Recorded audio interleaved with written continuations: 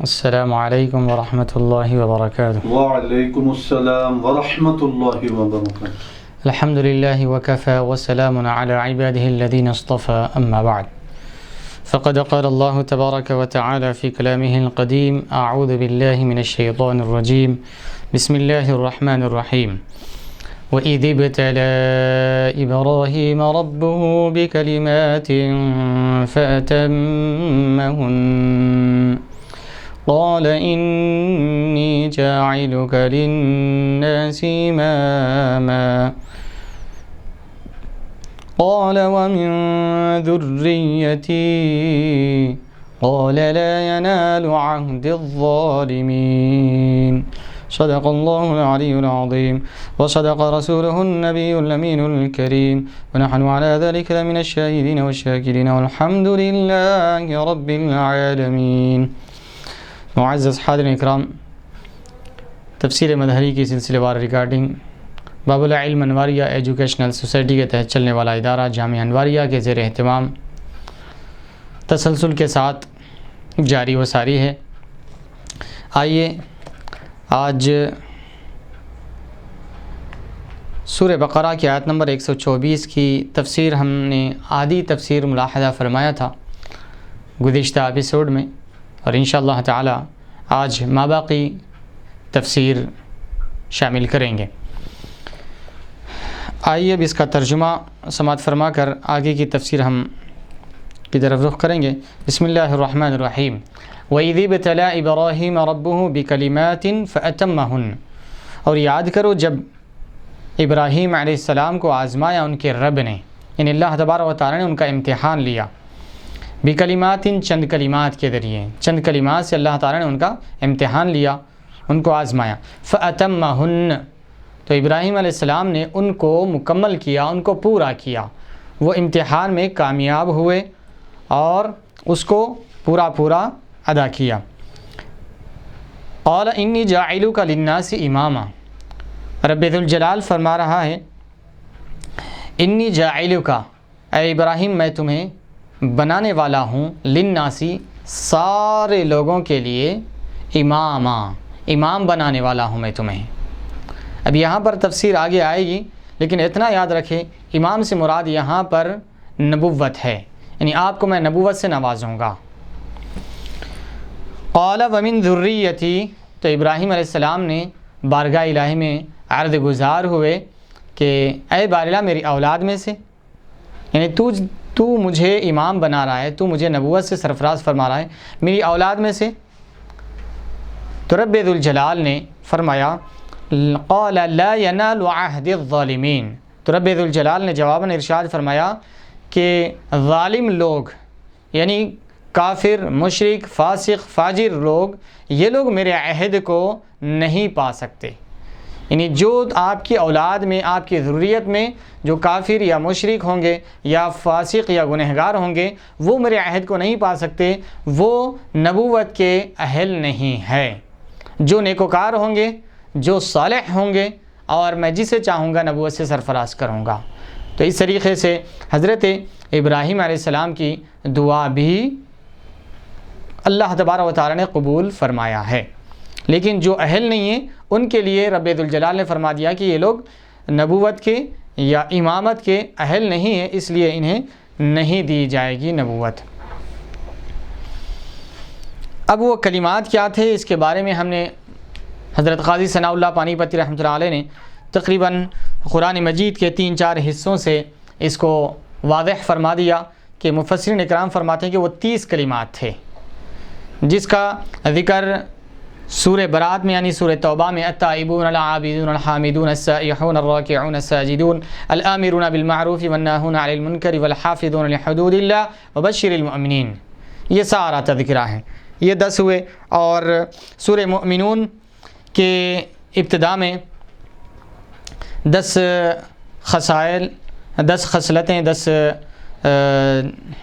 عادتیں اور 10 کام جو ذکر فرمایا اللہ تبارک و تعالی نے سورہ مؤمنون کے شروع میں، یعنی قد افلح المؤمنون الذين هم في صلاتهم خاشعون والذين هم عن اللغو معرضون والذين هم للزكاة فاعلون والذين هم لفروجهم حافظون إلا على أزواجهم أو ما ملكت أيمانهم فإنهم غير ملومين فمن ابتغى وراء ذلك فأولئك هم العادون والذين هم لأماناتهم وعهدهم راعون والذين هم على صلواتهم يحافظون أولئك في جنات والذين هم على صلواتهم يحافظون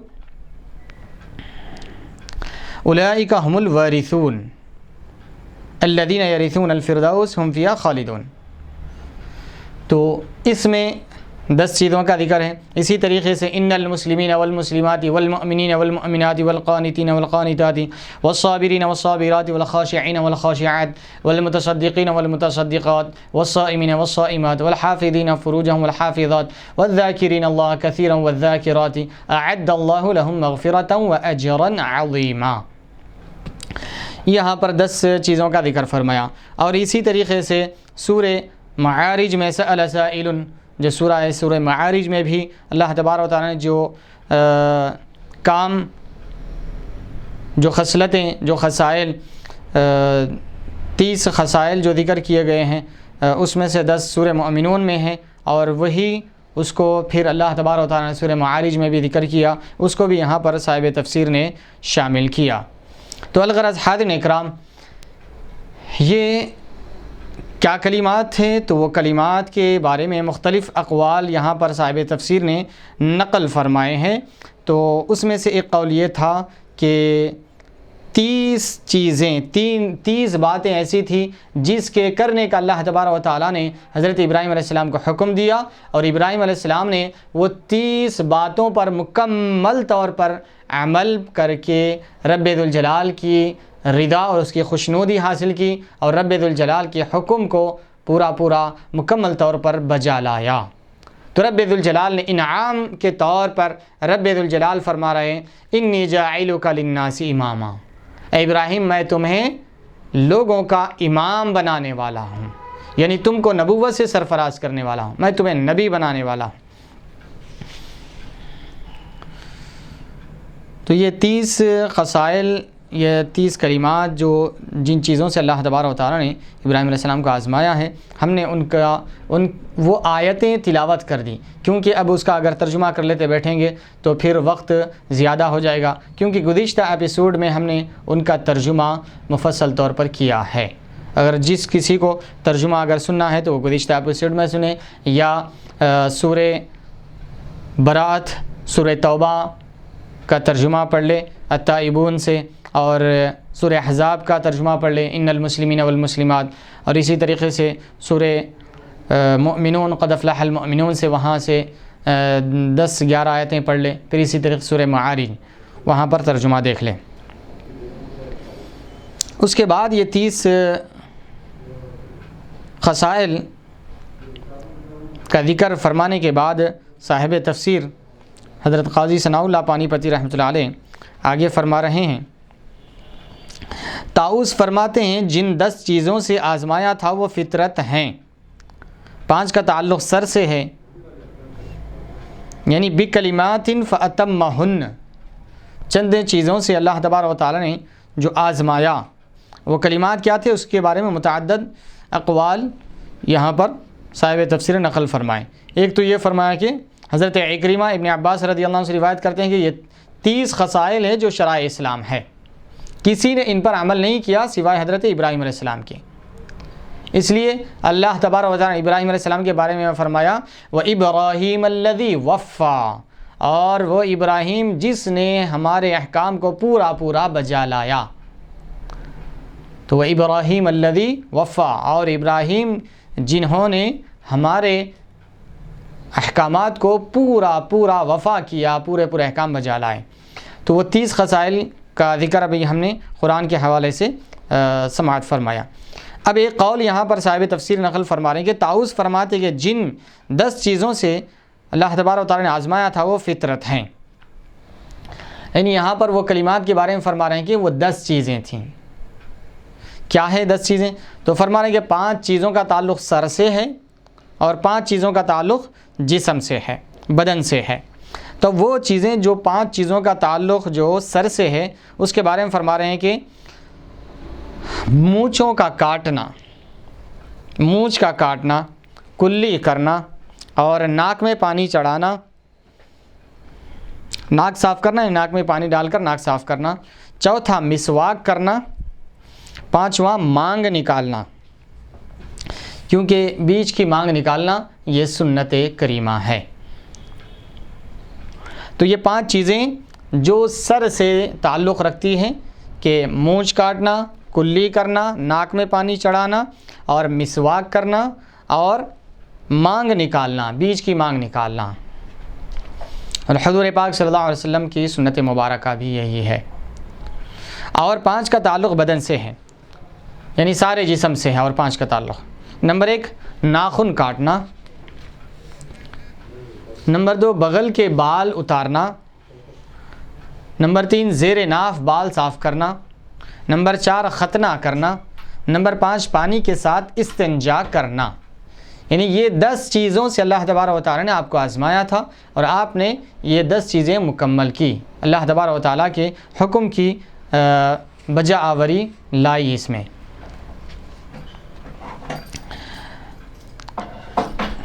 تفسیر بغوی جلد نمبر 1 صفحہ نمبر 149۔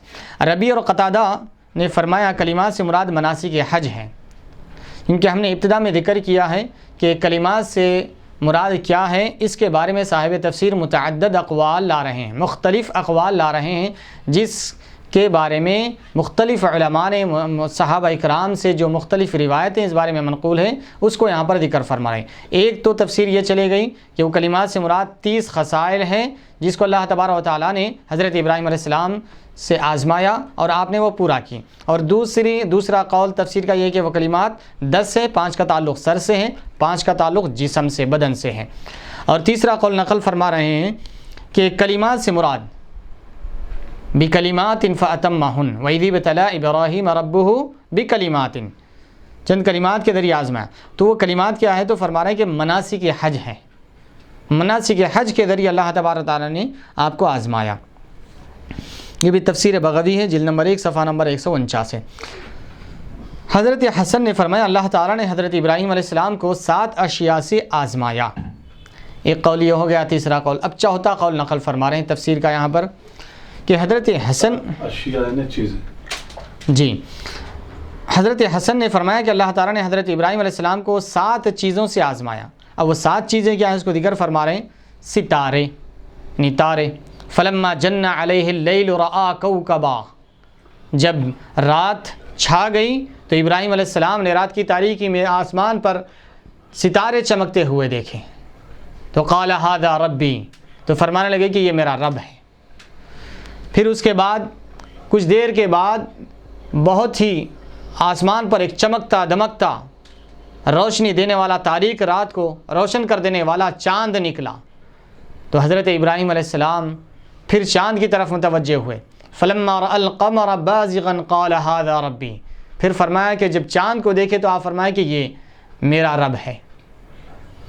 پھر اس کے بعد جب وہ بھی رات جیسے جیسے ڈھلتی گئی، صبح کا وقت قریب آتے گیا اور چاند ڈوب گیا اور ادھر سے سورج نکلا، فلما رأى الشمس بازغة قال ھذا ربی ھذا اکبر، فرمایا کہ جب سورج نکلا تو ابراہیم علیہ السلام نے فرمایا کہ یہ سب سے بڑا ہے، یہ میرا رب ہے۔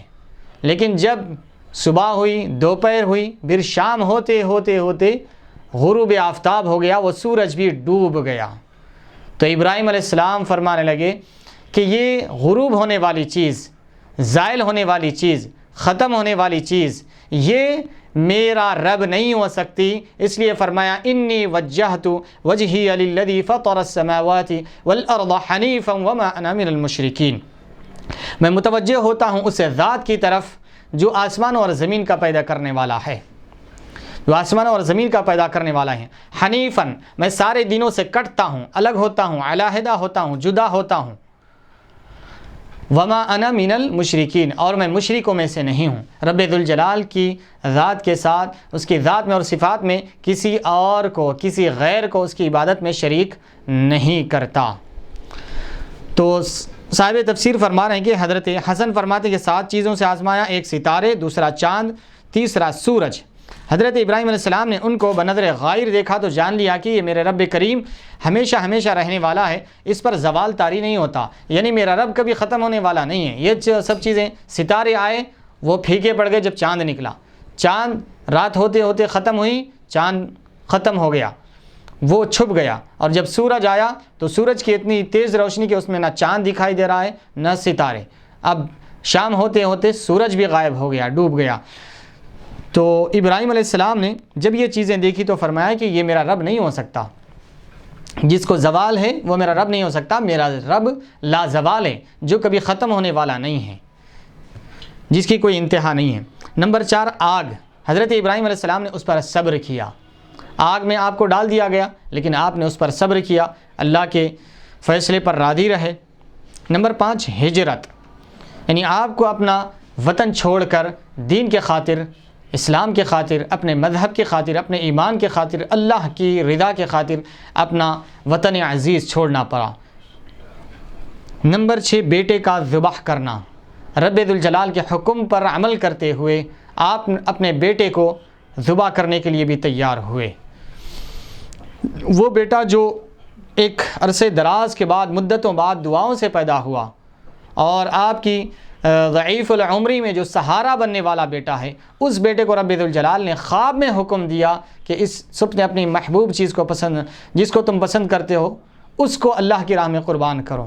تب بھی آپ خواب کہہ کر نظر انداز نہیں کیے، رب ذوالجلال کا حکم پھر بھی بجا لایا اور بیٹے کو ذبح کرنے کے لیے تیار ہو گئے، اور چھری گلے پر رکھ دی، لیکن رب ذوالجلال نے فرمایا وَفَدَيْنَاهُ بِذِبْحٍ عَظِيمٍ، ہم نے ان کے بدلے میں ایک بہت بڑا عظیم فدیہ دیا ہے، یعنی ادھر اسماعیل علیہ السلام کو بچا لیا، اور جنت سے دمبے کو اللہ تبارک و تعالیٰ نے جبرائیل علیہ السلام کے ذریعے بھیج کر اسماعیل علیہ السلام کی حفاظت فرمایا اور ابراہیم علیہ السلام کو امتحان میں کامیاب فرمایا۔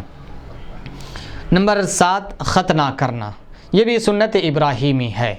تو الغرض یہ 7 چیزوں سے اللہ تبارک و تعالیٰ نے آپ کو امتحان لیا، آزمایا، اور آپ نے یہ 7 چیزیں مکمل کی، تو رب ذوالجلال نے آپ کو فرمایا انی جاعلک للناس اماما۔ اب ایک اور قول نقل فرما رہے ہیں یہاں پر، سعید بن جبیر فرماتے ہیں کلمات سے مراد حضرت ابراہیم علیہ السلام اور حضرت اسماعیل علیہ السلام کی دعا ہے جو انہوں نے بیت اللہ شریف کی تعمیر کے وقت مانگی تھی۔ ایک اور قول نقل فرمانے کہ کلمات سے مراد تو 30 خصائل، اور ایک قول کے مطابق 10 خصائل، اور ایک قول کے مطابق مناسک حج، اور ایک قول کے مطابق 7 چیزوں سے اللہ تعالیٰ نے آزمایا، اور ایک قول نقل فرما رہے ہیں صاحب تفسیر حضرت قاضی ثناء اللہ پانی پتی رحمۃ اللہ علیہ کہ وہ یہ کلمات ہیں جو بیت اللہ شریف کی تعمیر کے وقت حضرت ابراہیم علیہ السلام اور اسماعیل علیہ السلام دعا کر رہے تھے۔ کیا دعا کر رہے تھے، کیا کلمات تھے وہ؟ تو اس بارے میں وہ کلمات سے اللہ تعالیٰ نے آزمایا، ربنا تقبل منا، بس بیت اللہ شریف کو انہوں نے سبحان اللہ، الحمدللہ اور لا الہ الا اللہ واللہ اکبر سے بلند کیا تھا، یعنی ربنا تقبل منا انک انت السمیع العلیم، یہ صدا اللہ تبارک و تعالیٰ کی پاکی بیان کی، سبحان اللہ، اللہ کی ذات پاک ہے، الحمدللہ، تمام تعریفیں اللہ ہی کے لیے سزاوار ہیں، لا الہ الا اللہ، اللہ کے سوا کوئی عبادت کے لائق نہیں ہے، واللہ اکبر، اور اللہ تبارک و تعالیٰ سب سے بڑا ہے۔ یہ کلمات ادا کرتے ہوئے آپ خانہ کعبہ کی تعمیر فرما رہے تھے، وہ کلمات سے مراد یہ کلمات ہے فرما رہے ہیں۔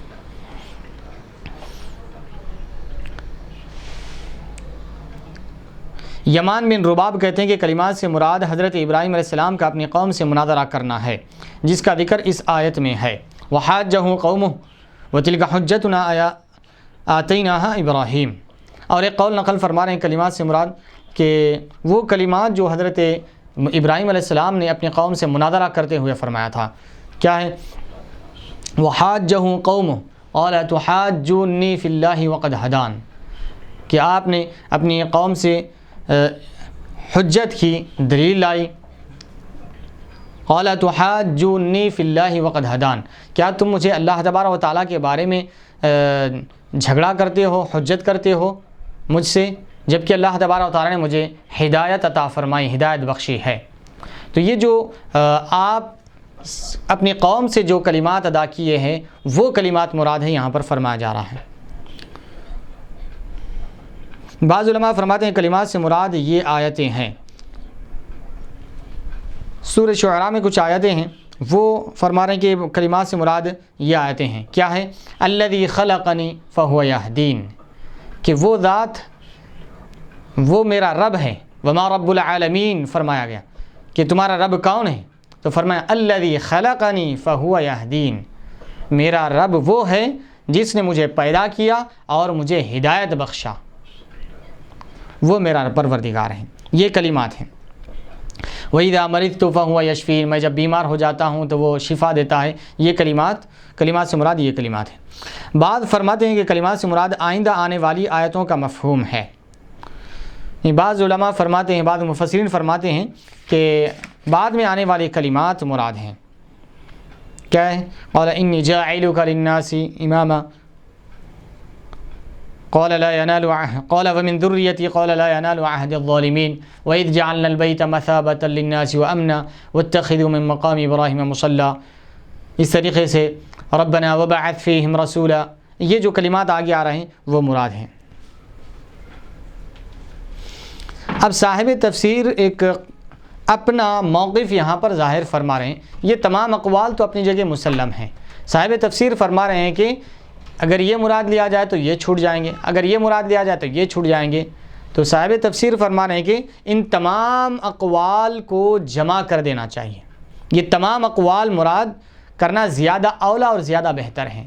اس سے وہ 30 خصائل بھی مراد ہیں، وہ 10 چیزیں بھی مراد ہیں، وہ 10 خصلتیں جس سے جو حضرت طاؤس سے منقول ہیں، اور 30 خصائل جو حضرت ابن عباس رضی اللہ تعالیٰ عنہ فرمائے ہیں۔ شرائع اسلام مراد ہے کلمات سے، اور ایک قول جس میں 10 چیزوں سے آزمایا تھا حضرت طاؤس کا ہے وہ بھی مراد ہے، اور 5 چیزیں جن سے اللہ تعالیٰ نے آزمایا تھا وہ بھی مراد ہے۔ مناسک حج وہ بھی مراد ہے۔ 7 چیزیں جن سے آزمایا تھا وہ بھی مراد ہے، اور ابراہیم علیہ السلام کی دعا اور ان کے کلمات ہیں وہ بھی مراد ہے۔ الغرض ان سب کو جمع کر دینا زیادہ اولا اور بہتر ہے۔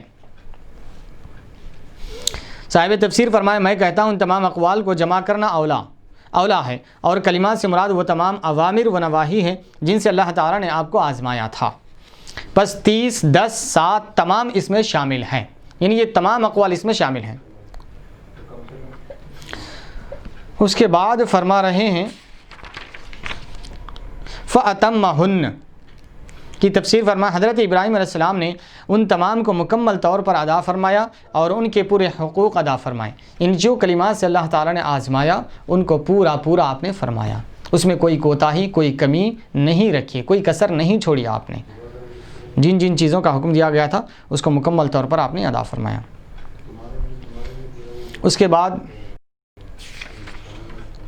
قال انی جاعلک للناس اماما کی تفسیر فرما رہے ہیں۔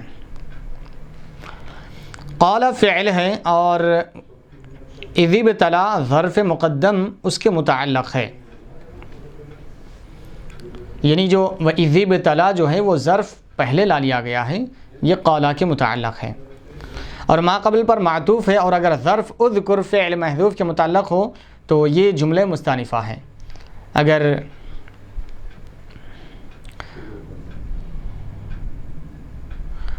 ظرف اذکر فعل محذوف کے متعلق ہو تو اس وقت یہ یہاں سے نیا کلام شروع ہوگا، نیا کلام مانا جائے گا۔ یہاں سے جملہ مصانفہ نسی، یہاں سے ایک نیا کلام کا آغاز ہو رہا ہے، وہ اس سے پیچھے کا تعلق نہیں ہے، ربط نہیں ہے۔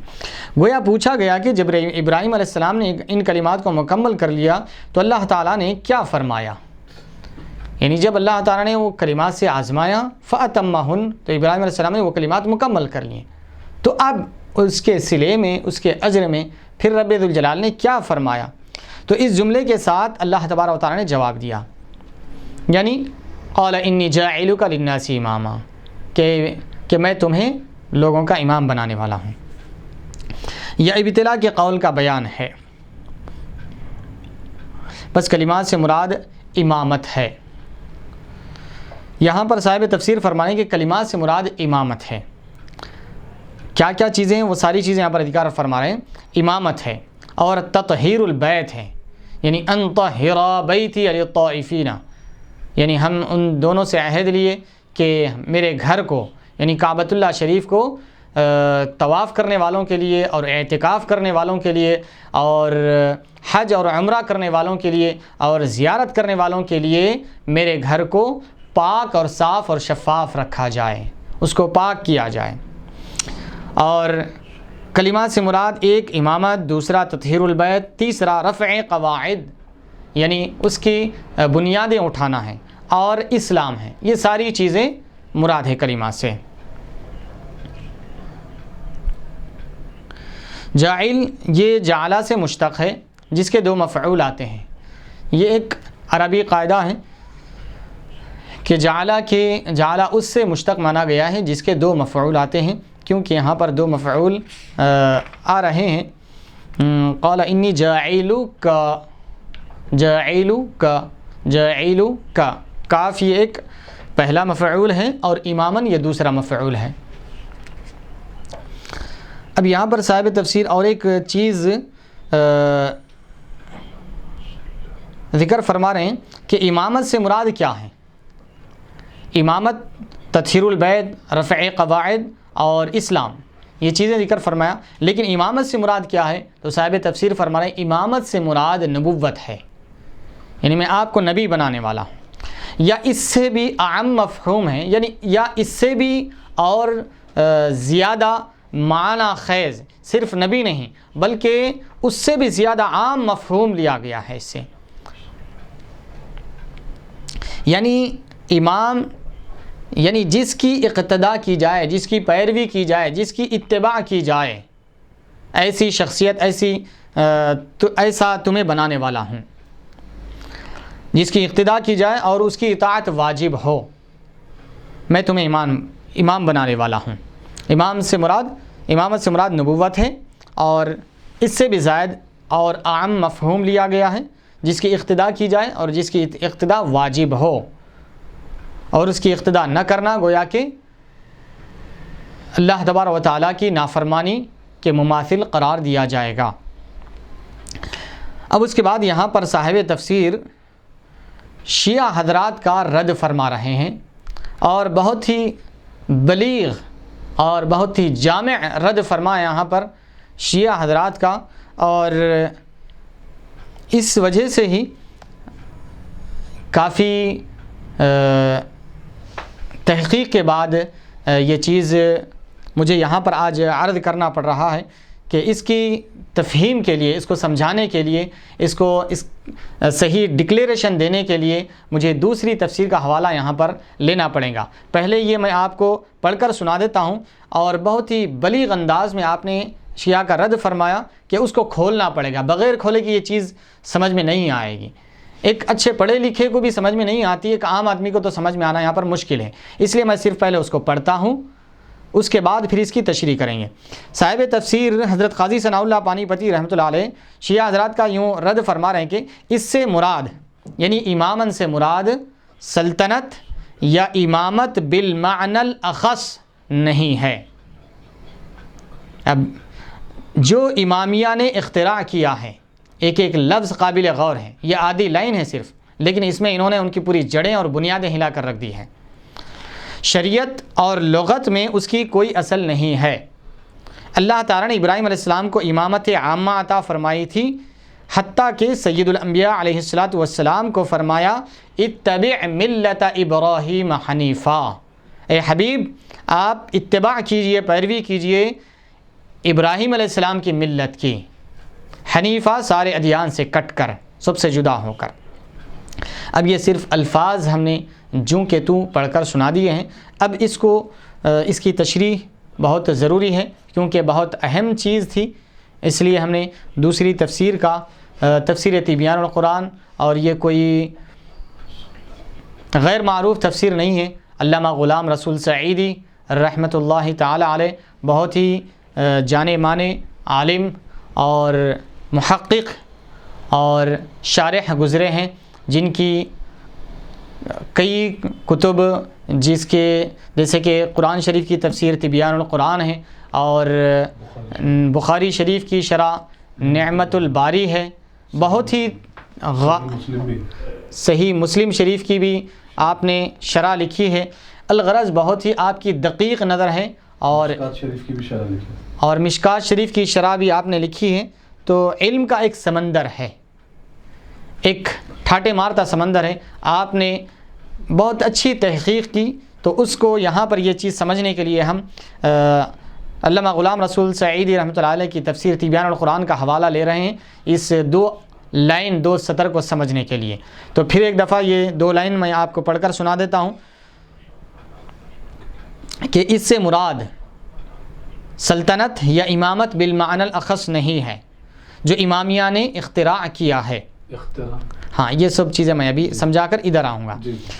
شریعت اور لغت میں اس کی کوئی اصل نہیں ہے. اللہ تعالیٰ نے ابراہیم علیہ السلام کو امامت عامہ عطا فرمائی تھی، حتیٰ کہ سید الانبیاء کو فرمایا اتبع ملت ابراہیم حنیفہ. اب یہ الفاظ کی تھوڑی سی مختصر وضاحت کر کے ادھر آ جائیں گے ہم. حضرت قاضی ثناء اللہ پانی پتی رحمۃ اللہ علیہ فرماتے ہیں کہ انی جاعلک للناس اماما، میں تمہیں امام بنانے والا ہوں. اب امامت سے مراد یہاں پر سلطنت، حکومت نہیں ہے فرما رہے ہیں. یہاں پر جو اللہ تعالیٰ نے فرمایا اس سے مراد یہاں پر سلطنت، حکومت نہیں ہے، یا امامت بالمعنی الاخص نہیں ہے. یہ شیعہ کا رد ہے. جو شیعہ میں بھی کئی فرقے، 73 فرقے، ان میں سے ایک فرقہ ہے امامیہ، امام ماننے والا. تو اس کے بارے میں فرمایا امامت بالمعنی الاخص نہیں ہے. جو خاص معنی امام کی جو تم لوگ لیتے ہیں، جو خاص معنی امام کے، یعنی آگے آئے گی وضاحت، لیکن یہاں پر اتنا سن لیں کہ امامت کے معنی وہ لیتے ہیں کہ امام وہ معصوم ہوتے ہیں، گناہوں سے پاک ہوتے ہیں، اور حتیٰ کہ امام کا رتبہ پیغمبروں اور رسولوں سے بھی بڑا ہوتا ہے. نعوذ باللہ من ذالک، استغفر اللہ. یہ ان کا اعتقاد ہے. اور یہاں پر انہوں نے پیغمبروں کے مرتبے کو گھٹانے کی کوشش کی. تو اس کا رد سادے سے الفاظ میں یوں فرما دیا کہ امامت بالمعنی الاخص، یعنی جو خاص معنی جو تم لے رہے ہیں کہ امامت کے معنی امام معصوم ہوتا ہے، گناہوں سے پاک ہوتا ہے، جبکہ اہل سنت والجماعت کا عقیدہ یہ ہے کہ انبیاء اکرام علیہ الصلوۃ والسلام کے سوا کوئی معصوم نہیں ہوتا. بے شک صرف انبیاء اکرام علیہ الصلوۃ والسلام کی ذات گرامی معصوم ہوتی ہے. اللہ تبارک و تعالیٰ نے ان کو عصمت عطا فرمائی ہے. تو امامت بالمعنی الاخص نہیں ہے. یہاں پر جو امامیہ نے اختراع کیا ہے، یعنی ایجاد کیا ہے، نکالا ہے، سمجھا ہے، نئے معنی اسے سمجھیں. اس کے بعد فرمائیں شریعت اور لغت میں اس کی کوئی اصل نہیں ہے. امام کے معنی جو تم نے لیا ہے، نہ لغت میں اس کے کوئی اصل ملتی ہے، دلیل ملتی ہے، ریفرنس حوالہ ملتا ہے، نہ شریعت میں اس کا کوئی حوالہ ملتا ہے. قرآن و حدیث میں ایسا کوئی حوالہ نہیں ملتا جو معنی تم لے رہے ہیں امام کے. اور اللہ تعالیٰ نے ابراہیم علیہ السلام کو امامت عامہ عطا فرمائی تھی، حتیٰ کہ حضور پاک صلی اللہ علیہ وسلم خاتم النبیین ہیں، سارے انبیاء کے سردار ہیں. ان سے بھی رب ذوالجلال نے فرمایا کہ اتبع ملت ابراہیم حنیفہ، کہ اے حبیب تم ملت ابراہیم کی اتباع کرو، ملت ابراہیم کی اتباع کرو. تو ابراہیم علیہ السلام کی امامت، آپ کی نبوت یہ عام تھی، کیونکہ آپ کے بعد والے جتنے پیغمبر ہیں وہ سب کے سب آپ کی ذریت میں سے، آپ کی اولاد میں سے ہے. تو اب اس کو ہم ذرا امامت بالمعنی الاخص کیا ہے آخر، جس کو حضرت نے ایسا یوں فرما کر چلے گئے ہیں کہ ایسے کون سے خاص معنی ہیں جس کو یہاں پر رد کیا جا رہا ہے. تو آئیے امام کے لفظ کی تحقیق لغت کے اعتبار سے، قرآن کے اعتبار سے، حدیث کے اعتبار سے، اور امام کے معنی، امامت کے معنی اہل سنت والجماعت کے پاس کیا ہے اور شیعہ حضرات کے پاس کیا ہے، ان دونوں کا بھی ذکر کریں گے. پھر اس کے بعد کیا چیزیں ہیں اس کو واضح کریں گے. تو یہ تفسیر تبیان القرآن ہے علامہ غلام رسول سعیدی صاحب کی. تو آپ نے قال انی جاعلک للناس اماما، اس آیت کے تحت آپ نے یہ تفسیر فرمائی ہے. اب یہاں پر حضرت غلام رسول سعیدی صاحب رحمۃ اللہ علیہ امام کے لفظ کی تحقیق کر رہے ہیں. امام کا لغوی معنی یعنی ڈکشنری کے اعتبار سے اللہ تعالیٰ نے ارشاد فرمایا قال انی جاعلک للناس اماما. تو اب ڈکشنری کے حوالے سے علامہ راغب اصفہانی لکھتے ہیں امام اس کو کہتے ہیں جس کی اقتداء کی جائے، امام اس کو کہتے ہیں جس کی اقتداء کی جائے، جس کی پیروی کی جائے، خواہ وہ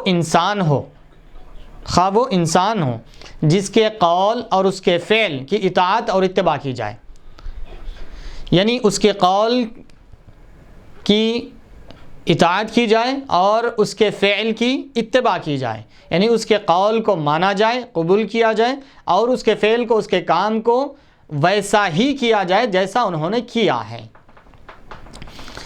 ایک فرما رہے ہیں خواہ انسان ہو، اور دوسرا امام کے معنی کتاب کے بھی آتے ہیں، صرف امام کے معنی امام ہی نہیں آتے، ایک دوسرا معنی کتاب کے بھی آتے ہیں۔ اس کا مطلب یہ ہوگا اگر کتاب کو امام کا لفظ کتاب پر اگر بولا جائے تو مطلب یہ ہوگا کہ کتاب میں جو احکام مذکور ہیں، اوامر و نواہی، اس کو مانا جائے اور اس پر عمل کیا جائے، اس وقت یہ معنی ہوگا۔ اس کے بعد فرماتے ہیں کہ امام چاہے وہ عادل ہو کہ باطل ہو، چاہے وہ حق پرست ہو کہ باطل پرست ہو، امام کا لفظ دونوں پر بھی بولا جاتا ہے، چاہے وہ حق پر ہو یا باطل پر ہو۔ جیسے کہ اللہ تبارک و تعالیٰ نے قرآن مجید میں ارشاد فرمایا یوم ندعو کل اناس بامامہم، اس روز یعنی قیامت کے دن ہم سارے لوگوں کو بلائیں گے ان کے اپنے اپنے امام کے ساتھ۔ تو یہاں پر امام انبیاء اکرام بھی ہوں گے، اولیاء اکرام بھی ہوں گے، علماء بھی ہوں گے، کفار اور مشرکین بھی ہوں گے، ناچنے گانے والے بھی ہوں گے، جو لوگ جن کی اتباع کرتے تھے، پیروی کرتے تھے، ان لوگوں کو ان کے ساتھ قیامت کے دن بلایا جائے گا۔ اس آیت میں امام سے مراد وہ شخص ہے جس کی اقتداء کی گئی ہو، خواہ وہ حق ہو یا باطل ہو۔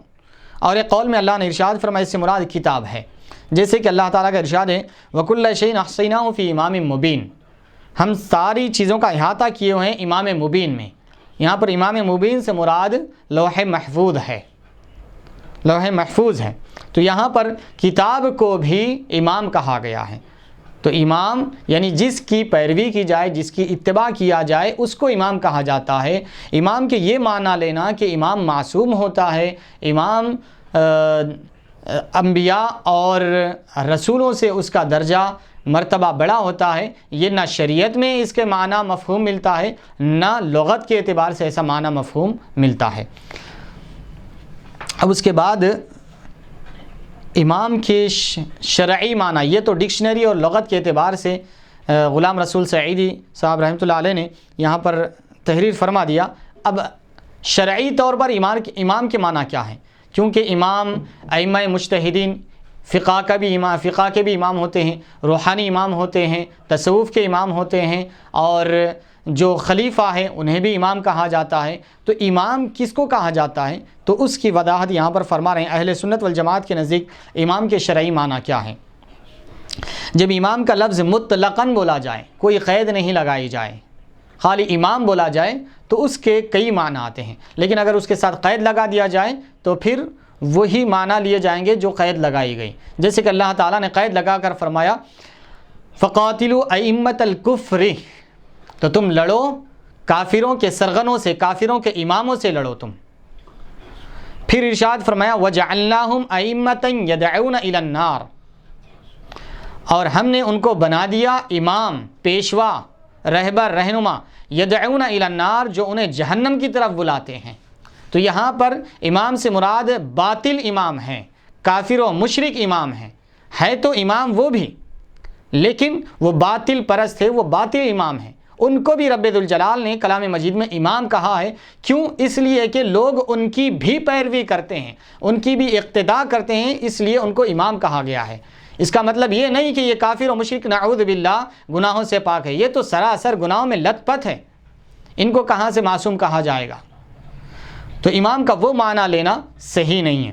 تو الغرض فرما رہے ہیں جب امام کا لفظ مطلقاً بولا جائے تو اس سے مراد وہ شخص ہے جس کی منہاج نبوت یعنی طرز نبوت پر امور دین میں پیروی کی جائے، اس کو امام کہا جائے گا۔ یعنی دینی معاملات میں نبوی طریقے پر، نبوی نہج پر، نبوی طریقے پر پیروی کی جائے جس شخص کی، اس کو امام کہا جائے گا۔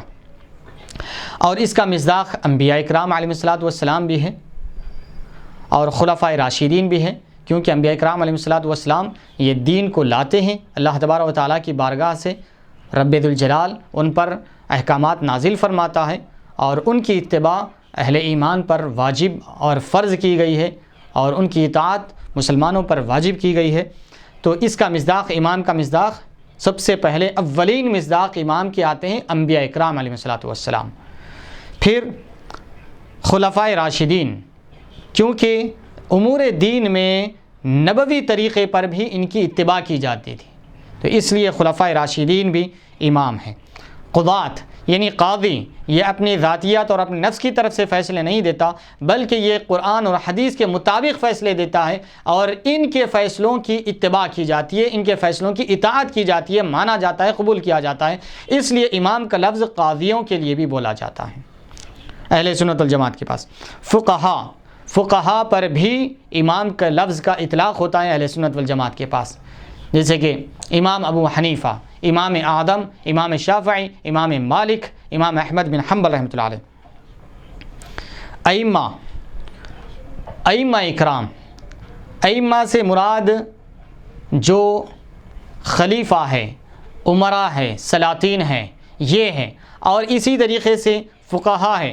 ائمہ اکرام میں وہ حضرات بھی شامل ہیں جو تفسیر کے امام ہیں، جو حدیث کے امام ہیں، اس طریقے سے جو روحانیت کے امام ہیں، تصوف کے امام ہیں، یہ سب پر امام کا لفظ بولا جاتا ہے، امام کے لفظ کا ان سب پر اطلاق ہوتا ہے۔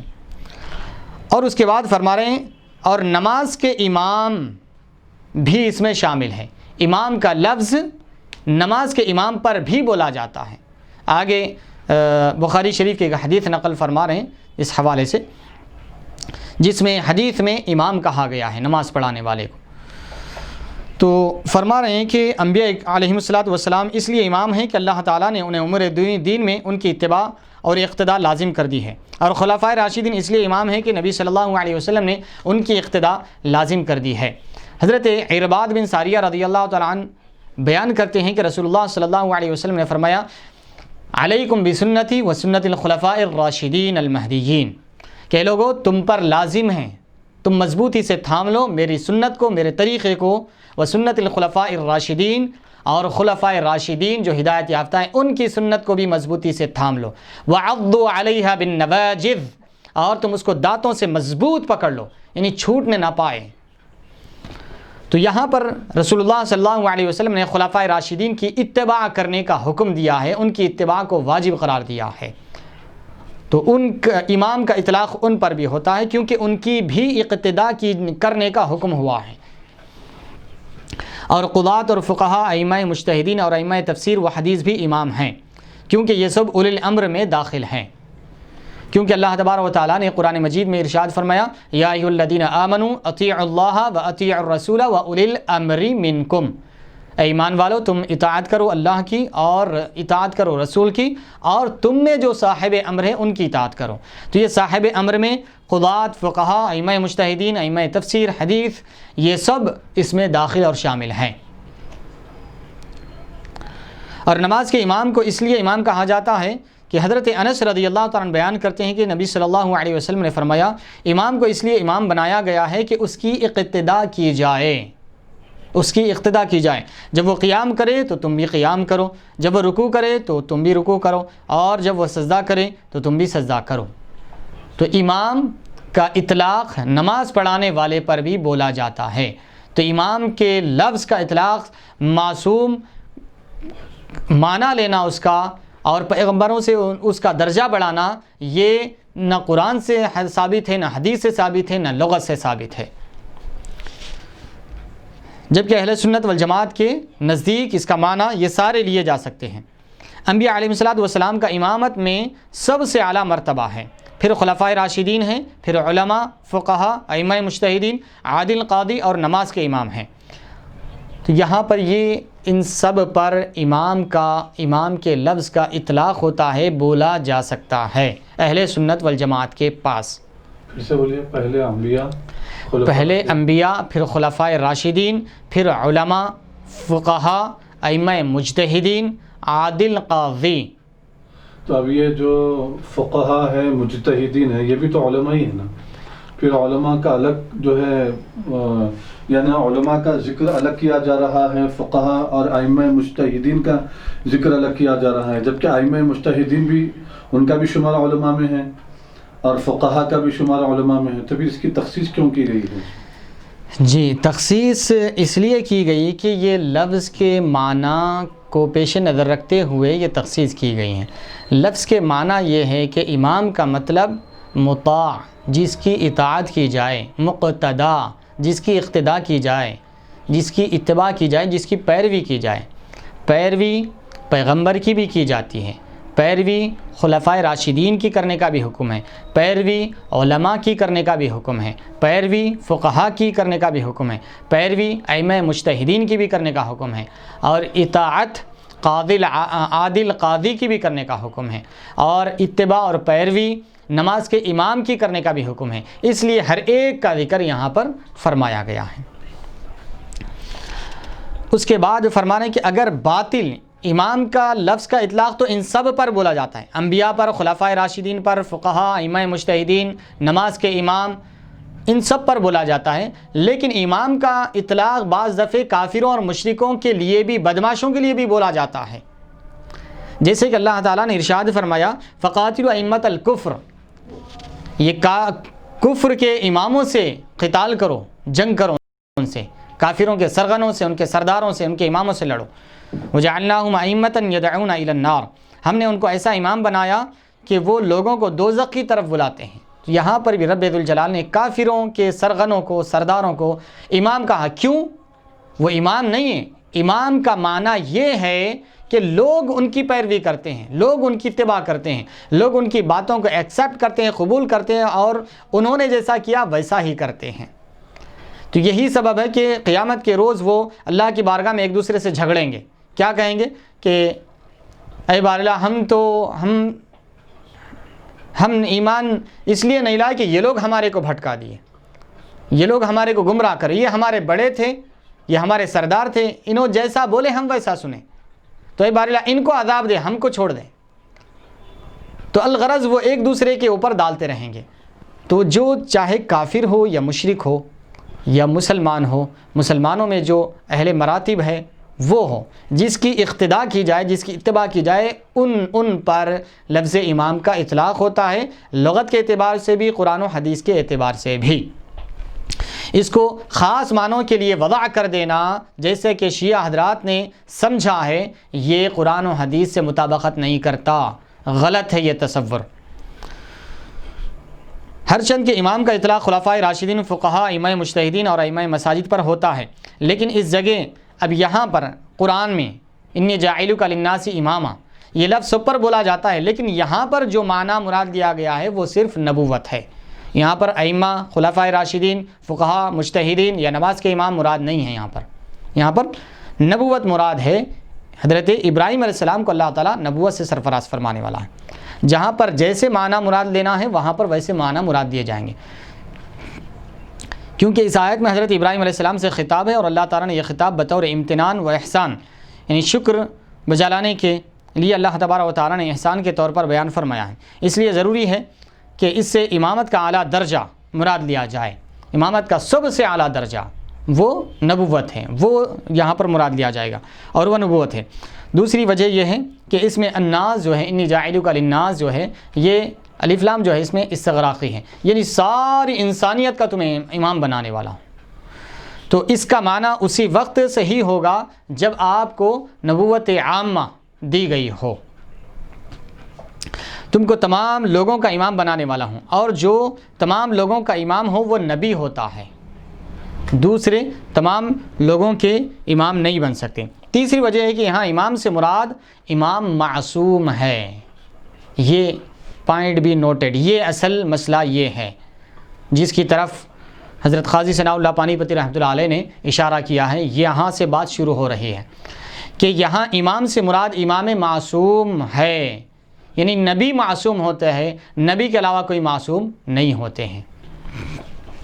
کیونکہ جب حضرت ابراہیم علیہ السلام نے کہا اور میری اولاد سے بھی، تو اللہ تعالیٰ نے فرمایا میرا عہد ظالموں کو نہیں پہنچتا، جب ابراہیم علیہ السلام نے اللہ کی بارگاہ میں عرض کیا قال ومن ذریتی، اے بار الہ مجھے تو امام بنا رہا ہے، میری اولاد میں سے بھی امام بناتا نہیں؟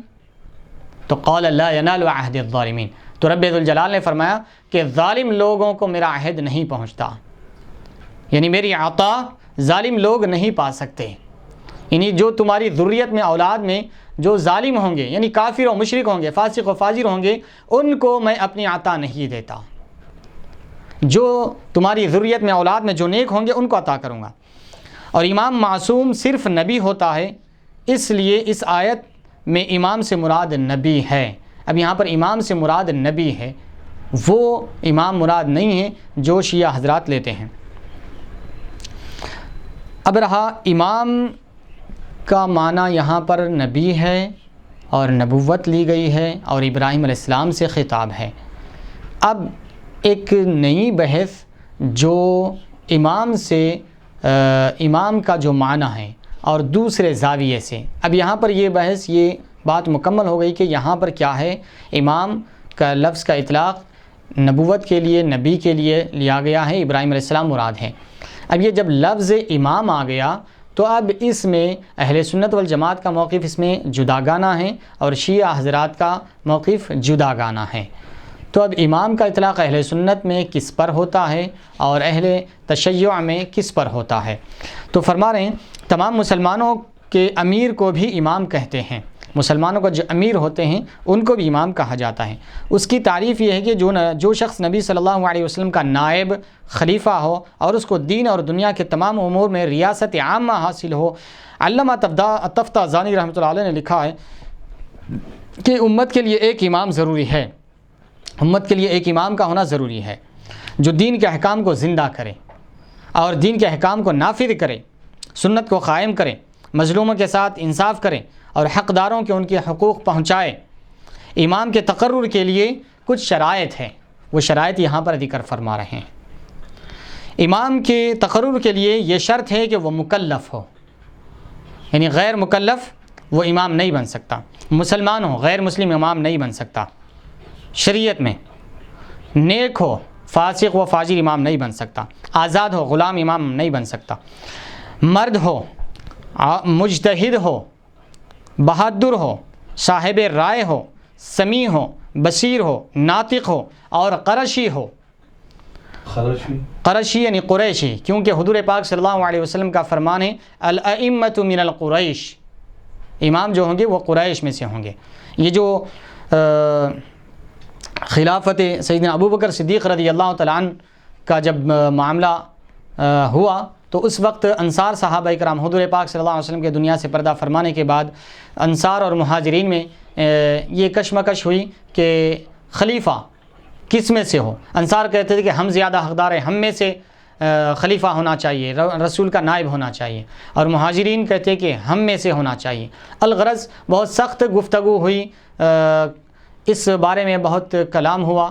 الغرض یہ بہت طویل گفتگو ہے، ہم یہاں پر اس کو نہیں چھڑیں گے، صرف اتنی بات عرض کر دوں گا۔ جب بات بہت زیادہ بڑھ گئی تو خلیفہ اول سیدنا ابو بکر صدیق رضی اللہ تعالیٰ عنہ نے ایک حدیث مبارک سنایا اور فرمایا کہ جو صحابی انصار کی طرف سے بہت زیادہ گفتگو کر رہے تھے، بہت زیادہ احتجاج کر رہے تھے اور اعتراض کر رہے تھے کہ مہاجرین میں سے نہیں انصار میں سے بھی امام ہونا چاہیے، یا ایک مہاجرین میں سے ایک انصار میں سے امام ہونا چاہیے، دونوں کی طرف سے ایک ایک امام ہونا چاہیے۔ تو ابو بکر صدیق رضی اللہ تعالیٰ نے اس وقت یہ حدیث جو صحابی اعتراض کر رہے تھے ان کے سامنے سارے مجمع میں سنائی۔ کیا اس وقت تم حضور کے پاس موجود نہیں تھے جس وقت حضور نے یہ حدیث ارشاد فرمایا کہ الائمۃ من القریش، کہ ائمہ جو ہوں گے وہ قریش میں سے ہوں گے؟ تو اس وقت انہوں نے اعتراف کیا، ہاں میں اس وقت موجود تھا، حضور نے یہ ارشاد فرمایا۔ تو امام جو ہوں گے وہ قریش میں سے ہوں گے۔ اب اس کے بعد یہ شرائط اہل سنت والجماعت کے پاس ہے، لیکن آگے کے کچھ شرائط ہے یہ اہل تشیع کے پاس ہے، اہل سنت والجماعت کے پاس نہیں ہے۔ تو اس کو ذکر فرما رہے ہیں، اس سنت کے پورے ہو گئے، ہاں اہل سنت کی یہاں پر قرشی ہونا۔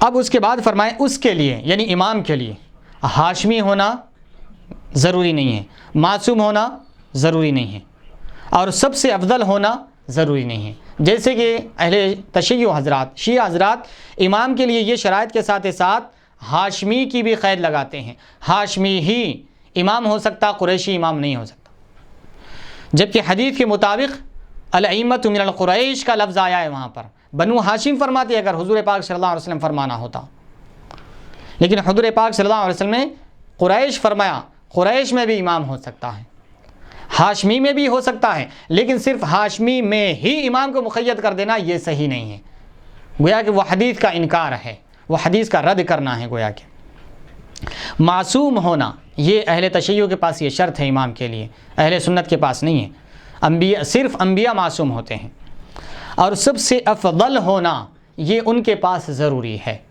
ہمارے پاس ضروری نہیں ہے سب سے افضل ہونا۔ شرح المقاصد جلد نمبر 5 صفحہ نمبر 233 232 مطبوعہ منشورات الرضا ایران 1409 ہجری، یہ کتاب کا حوالہ یہاں پر صاحب تفسیر نے دیا ہے۔ اب اس کے بعد یہ اہل سنت والجماعت کا موقف تھا ائمہ کے بارے میں، امام کے تصور، امام کے کانسیپٹ کے بارے میں۔ اب یہ اہل تشیع شیعہ حضرات کا امام کے بارے میں کیا نظریہ ہے، ان کا کیا کانسیپٹ ہے، اس کو بھی ملاحظہ فرمائیں۔ اہل تشیع کیونکہ حضرت نے کیوں رد کیا، حضرت قاضی ثناء اللہ پانی پت رحمۃ اللہ علیہ، اسی لیے کہ ان کے پاس امام کا تصور ہی الگ ہے، بالکل قرآن و حدیث سے ہٹ کر ہے۔ اہل تشیع کے نزدیک امامت کا شرعی معنی اور بحث و نظر محققین شیعہ کی کتاب تفسیر نمونہ میں لکھا ہے۔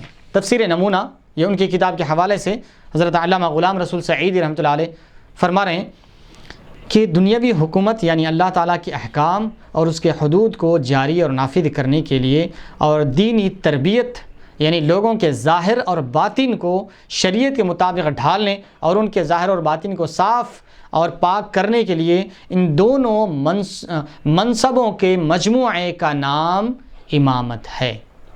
یعنی سلطنت حکومت بھی ہو اور ظاہر اور باطن کو بھی پاک کرنا ہو، ظاہر اور باطن کو بھی پاک کرنا ہو، مخلوق کے لوگوں کی تربیت بھی کرنا ہو ظاہری طور پر، اور اللہ کے احکام اور حدود کو بھی نافذ کرنا ہو، یعنی سلطنت اور حکومت بھی ہو اور ساتھ ساتھ لوگوں کی تعلیم و تربیت بھی ہو، ظاہر اور باطن بھی پاک کرنا ہو، یہ دونوں مجموعے کا نام امامت ہے اہل تشیع کے پاس۔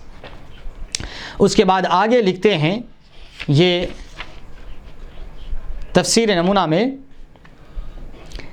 یہ امامت کا جو مرتبہ ہے اللہ اکبر، رسالت اور نبوت سے بلند تر ہے، نعوذ باللہ من ذلک، استغفر اللہ۔ کیونکہ اب اس کی وجہ بھی ذکر کر رہے ہیں اہل تشیع حضرات، کیوں یہ نبوت اور رسالت سے یہ درجہ بڑا ہے امامت کا، تو اس کو ذکر کر رہے ہیں کہ نبوت اور رسالت سے اس لیے بڑے ہیں کہ نبی کا کام صرف تبلیغ احکام ہے، اللہ کے احکام کو صرف پہنچا دینا ہے، ان علیک الا البلاغ، اے حبیب آپ پر صرف پہنچا دینا آپ کی ذمہ داری ہے، اور نبی کا کام صرف احکام پہنچا دینا ہے اور ڈرانا ہے اور خوشخبری دینا ہے، انذار اور تبشیر ہے، نعمتوں کی بشارت دینا ہے، جنت کی بشارت دینا ہے، اچھے اعمال پر بشارت دینا ہے، برے کاموں سے روکنا ہے، جہنم سے ڈرانا ہے، یہ یہ انبیاء کا کام ہے۔ اور امامت میں یہ کام کے ساتھ ساتھ، انذار اور تبشیر کے ساتھ ساتھ، اللہ کے احکام پہنچانے کے ساتھ ساتھ کیا ہے، ظاہر اور باطن کی تربیت بھی کی جاتی ہے۔ تحقیق یہ ہے کہ امام کا معنی صرف ارات طریق یعنی راستہ دکھانا نہیں، بلکہ اس کا معنی ایصال بمطلوب صالح مومن بنا دینا ہے۔ ایک وجہ تو یہ بیان کی گئی ہے کہ امامت یہ ظاہر و باطن یہ دونوں کے مجموعے کا نام ہے، سلطنت اور حکومت اور لوگوں کی تعلیم و تربیت، ظاہر اور باطن کو پاک کرنا، اس لحاظ سے کیونکہ پیغمبر علیہ الصلاۃ والسلام یہ صرف تبلیغ اور ڈرانا اور خوشخبری دینا یہ کام ہے، لیکن ائمہ کا منصب ان سے زیادہ بڑا ہے، اس لیے وہ نبوت اور رسالت سے بڑا درجہ ہے امامت کا۔ یہ ایک انہوں نے وجہ بیان کی، اور دوسری وجہ یہ بیان کر رہے ہیں کہ امامت کا معنی ارات طریق نہیں ہے بلکہ ایصال الی المطلوب ہے۔ اللہ اکبر۔ یعنی اہل تشیع حضرات امامت کا ایک معنی بیان کر رہے ہیں کہ امامت کے معنی تو ہم پیچھے ذکر کر چکے ہیں اہل سنت والجماعت کا موقف اور لغت ڈکشنری کے اعتبار سے امام کے معنی کیا ہے جس کی اقتداء کی جائے، جس کی پیروی کی جائے۔ تو فرما رہے ہیں کہ اہل تشیع حضرات کہ امامت کا معنی صرف ارات طریق نہیں ہے، یعنی صرف راستہ بتلا دینا نہیں ہے، راستہ بتلا دینا یہ معنی نہیں ہے، بلکہ امام کے معنی یہ ہے کہ ایصال الی المطلوب، یعنی جو مطلوب چیز ہے منزل مقصود تک پہنچانا، یہ امامت کے معنی ہے۔ صرف راستہ بتا دے کہ چھوڑ دینا نہیں، یعنی مثال کے طور پر چار مینار کہاں ہیں، یہ راستہ بتا دیے آپ، فلاں راستے سے جائیے، فلاں رائٹ ٹرن لیجئے، لیفٹ ٹرن لیجئے، وہاں پر چار مینار ہیں، یہ ایک ارات طریق کہا جاتا ہے، یعنی راستہ بتا دیا آپ۔ ایصال الی المطلوب یعنی ارے میں ادھر ہی جا رہا تھا، چار مینار کی طرف ہی جا رہا تھا، شالی منڈا جا رہا تھا، آپ کو وہاں پر چار مینار تک چھوڑ دے کے جاتا ہوں، تو یہ منزل مقصود تک پہنچانا، اس کو ایصال الی المطلوب کہتے ہیں۔ تو اہل شیعہ حضرات کے پاس امامت کے معنی ارات طریق یعنی راستہ بتانا نہیں ہے صرف، بلکہ امامت کے معنی ایصال الی المطلوب ہے، یعنی مطلوب و مقصود منزل مقصود تک پہنچانا، یہ معنی ہے امامت کا۔ اور پیغمبر جو ہے وہ ارات طریق کرتے ہیں، اور امام جو ہے ایصال الی المطلوب کرتے ہیں، منزل مقصود تک پہنچاتے ہیں، لہذا امام کا مرتبہ نبی اور رسولوں سے بڑا ہے، نعوذ باللہ من ذالک۔ تو امام کا یہ منصب 12 اماموں پر صادق آتا ہے، اور بعد بزرگ انبیاء علیہ الصلوۃ والسلام کو بھی امامت کا یہ منصب حاصل ہوا ہے، یہ ان کا موقف ہوا۔ اور اس کے بعد آگے لکھتے ہیں، نبوت کا معنی ہے اللہ کی وحی کو حاصل کرنا، رسالت کا معنی ہے وحی الہی کی تبلیغ کرنا اور اللہ تعالیٰ کے احکام کو بندوں تک پہنچانا، اور امامت کا معنی ہے دنیا میں احکام الہی کو جاری کرنا اور خلق خدا کے ظاہر و باطن کو نیک بنانا۔ خلاصہ یہ کہ نبوت اور رسالت کا منصب ارات طریق ہے، اور امامت کا مرتبہ ایصال الی المطلوب ہے۔ خلاصہ کلام یہ ہے کہ نبی کا کام صرف راستہ بتانا ہے، گائیڈ کرنا ہے صرف، اور امام کا کام راستہ بتانے کے ساتھ ساتھ منزل مقصود تک پہنچانا ہے۔ تو اس کا مطلب یہ ہوا کہ نبی کا کام چھوٹا ہے اور امام کا کام بڑا ہے، لہذا امام نبی اور رسول سے بڑا ہے، نعوذ باللہ من ذالک۔ استغفر اللہ، استغفر اللہ۔ تفسیر نمونہ جلد نمبر 1 صفحہ نمبر 441، مطبوعہ دارالکتب الاسلامیہ ایران 1369 ہجری۔ تو معزز حاضرین اکرام، ابھی آپ نے سنا کہ اہل تشیع حضرات کا ائمہ کے بارے میں کیا نظریہ ہے، ان کا کیا کانسیپٹ ہے، کہ وہ انہوں نے یہاں تک کہ ائمہ حضرات کو انبیاء اور رسولوں سے بھی بڑھا دیا ہے، نعوذ باللہ من ذالک۔ یہ تفسیر کے حوالے کے ساتھ، تفسیر نمونہ کے حوالے کے ساتھ ہم نے ملاحظہ فرمایا۔ اب اس کا جواب دے رہے ہیں، اس کو ذرا بغور ملاحظہ فرمائیں۔ اس میں علماء شیعہ کا یہ کہنا کہ امامت کا منصب ایصال بمطلوب یعنی منزل مقصود تک پہنچانا، ان کا یہ کہنا اس لیے صحیح نہیں ہے کہ پھر اماموں کو چاہیے تھا کہ وہ اپنے اپنے زمانوں میں سب لوگوں کو مومن بنا دیتے، کیونکہ منزل مقصود تک پہنچانا ہے، اور انسان کو منزل مقصود تک پہنچانا تب ہوگا جب وہ صاحب ایمان ہو جائے۔ اگر وہ کافر ہی رہ جائے، فاسق ہی رہ جائے، تو پھر منزل مقصود کہاں ہوئی؟ منزل مقصود ہی نہیں ہوئی۔ اور کوئی کافر اور مشرک اور فاسق نہ رہتا، اگر انہوں نے منزل مقصود تک پہنچا دیا تو کوئی بھی کافر و مشرک نہیں رہتا۔ تفسیر نمونہ میں اس کا جواب یہ دیا ہے کہ ائمہ اکرام لوگوں کو جبراً مسلمان نہیں بناتے۔ انہوں نے پھر اس کا جواب دیا کہ جبراً مسلمان نہیں بناتے، بلکہ ان کو اختیار سے مسلمان کرتے ہیں، جیسے اس کے ایک مثال دے کر فرمائیں، اختیار دے کر اس کو مسلمان بناتے ہیں، چاہے تو وہ مسلمان بنے، چاہے تو نہ بنے، چاہے تو سدھرے، چاہے تو نہ سدھرے۔ تو اس کا جواب صاحب تفسیر دے رہے ہیں کہ اس جواب سے ان کو نجات نہیں ملے گی۔ یہ جو جواب دے رہے ہیں کہ یہ جی ہاں، یہ ان کا جو جواب دے رہے ہیں کہ وہ مجبور نہیں کرتے کسی کو بھی مسلمان ہونے کے لیے، یہ جواب صحیح نہیں ہے۔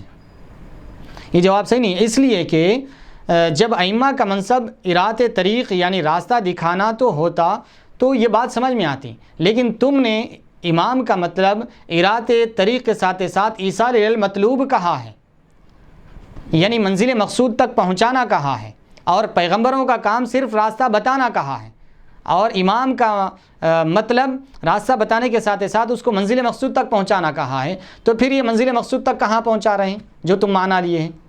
تو یہ تمہارا معنی تمہارے گلے میں ہی پڑ گیا۔ تو راستہ دکھانا خواہ کوئی قبول کرے یا نہ کرے، لیکن اس کے برعکس شیعہ کہتے ہیں کہ ائمہ کا منصب ایصال با مطلوب ہے، یعنی منزل مقصود تک پہنچانا ہے اور ظاہر اور باطن میں ہدایت پہنچانا ہے، تو کیوں نہ ائمہ کافروں اور فاسقوں کا باطن میں انقلاب برپا کیا اور ان کے دلوں کی کجی کو سیدھا کیا، اور کیوں نہ ان کو مسلمان اور صالح بنایا۔ اس اعتراض سے ان کی جان نہیں چھوٹ سکتی، حتیٰ کہ شیعہ حضرات یہ اقرار کر لیں کہ ایصال بمطلوب صرف اللہ تعالیٰ کا کام ہے، منزل مقصود تک پہنچانا، ہدایت دینا، یہ اللہ کا کام ہے۔